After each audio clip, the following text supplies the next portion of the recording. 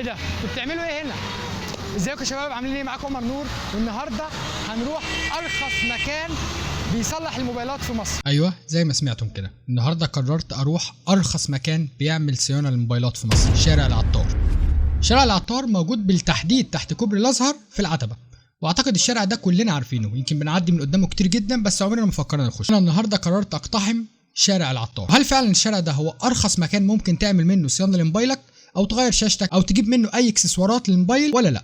وعلى قد ما الشارع ده يبان لك صغير، ولكن في ناس كتير جدا جدا شغاله جوه، وتقريبا كل متر في حد شغال جوه منفصل عن اللي جنبه. شارع ناس كتير جدا ما تعرفوش، بس حرفيا ممكن يكون ارخص مكان تصلح فيه موبايلك. طبعا ناس كتير جدا هتقول لي المكان ده فين؟ هو جنبنا كلنا في العتبه. انت ممكن تكون رحت العتبه كتير، بس المكان ده فين بالتحديد؟ هو في شارع كده زي ما نقول صغير، فالنهارده هنوريه لك. احنا معانا موبايلين، معانا الموبايل ده عايز تغيير شاشه، ومعانا موبايل تاني هنشوف الصيانه بتاعته هتعمل ايه. والشارع ده برده بيبيع حاجات كتير جدا خاصه بالموبايل، عايز سكرينه بيعمل لك، عايز جرابات، عايز حاجه في البورده يعملها لك. يعني انت ممكن تصلح موبايلك اللي بايظ باقل تكلفه ممكنه في الشارع ده. ويلا بينا. رحنا الشارع وبدأنا بالموبايل اللي عايز شاشة، وتقريبا الأسعار كلها هناك متفقين على سعر واحد، وهو كان 350 جنيه للشاشة و50 جنيه للتركيب. طبعا لو انت بتعرف تركب ممكن تفاصل في الموضوع ده، او انت تركبها بنفسك وتاخد الشاشه بس ب 350 جنيه. وحاولنا كتير جدا بكل اساليبنا وبلاعبنا ان احنا ننزل في سعر الشاشه، ولكن في النهايه واضح ان هم متفقين على سعر واحد. فبتفرق بقى في اعمال الصيانه، يعني لو انت مثلا معاك موبايل فممكن ساعتها واحد يقول لك مثلا هصلح لك مثلا الخدش ده ب 20 جنيه، واحد يصلح لك الخدش ب 40 جنيه. واكتشفنا كمان اي كسور في الشاشه هم بيعالجوها. فرحنا لواحد كويس وعملنا الشاشه، وقفت علينا في الاخر ب 380 جنيه. وطبعا سعرها هنا كان لما سالنا كان ب 500 جنيه، فوفرنا حوالي 120 جنيه بس. طبعا ده في سعر شاشه وكان معروف، فما بالك بقى في الصيانه. طبعا تقدر تلعب هناك براحتك زي ما انت عاوز وتاخد اسعار رخيصه جدا. وطبعا الاكسسوارات دي حاجه اساسيه هناك جدا، يعني تقدر تلاقي اكسسوارات بسهوله جدا للموبايل، وحتى لو موبايلك قديم تقدر تلاقي له برده شاشه هناك، وكل حاجه موجوده هناك تقريبا باسعار رخيصه جدا. حتى السكرينات بتبدا من هناك من 20 جنيه. اوكي يا شباب، رجعنا البيت اخيرا الحمد لله. طبعا الفيديو ده كان صعب علينا جدا، لان اصلا الاماكن دي ممنوع ان انت تصور فيها، يعني حرفيا ان انت تصور جوه الاماكن دي ده شيء مستحيل. فالحمد لله احنا عرفنا نتصرف. طبعا احنا اتصورنا بالموبايل، ما ينفعش ان انت تطلع كاميرا في المكان ده. طلعت كاميرا تلاقي الناس بتهاجمك من كل حته، صلاح الدين هيعملوها عليك، تلاقي كل واحد ساعه تشوفه بيطلع يضرب فيك حرامي. فهي المصريين عامه كده، انت لو بتصور قدام محل لب هتلاقي الراجل طلع لك ما تصورش اللب بتاعي، معلش اللب الاصفر ما بيتشافش يا رجاله. فهو هتلاقي الموضوع معقد يعني. فاحنا حاولنا نصور بالموبايل على قد ما نقدر في الخباثه كده يعني.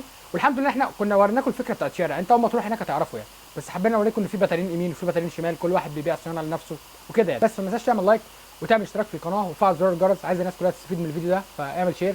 وكمان ممكن نعمل سلسله، ممكن نجيب ارخص مكان تشتري منه هدوم براندات رخيص جدا، ممكن نعملها سلسله بقى، ارخص مكان تشتري منه لوند، ارخص مكان تشتري منه مش عارف سموه معين. فممكن تبقى سلسله حلوه جدا يعني، تستفاد منها كلنا. بس طبعا الموبايل احنا صلحناه زي ما انت شايف، هو اشتغل خلاص. طبعا في واحد هناك كان غلبان جدا، فقال لي ان الموبايل ممكن ما يحتاجش شاشه، ممكن نحتاج له تاتش بس هيبقى فيه شويه ندوش كده. فقلت له لا، يعني احنا هنغير شاشه احسن يعني. طبعا الشاشه دي كانت بتعمل في المنطقه هنا عندنا حوالي 500 جنيه، وغيرناها هناك ب 380 جنيه، ده كان ارخص سعر هناك. ففرقها حوالي 120 جنيه. فطبعا 120 جنيه ده يعني ده بس في الشاشه اللي هي يعني انت لو تعمل صيانه ممكن هنا مثلا يقول لك حاجه ب 200 جنيه، تروح هناك ممكن الصيانه بتاعتها يعمل لك 50 جنيه. فطبعا فرقها بيبقى عالي جدا يعني.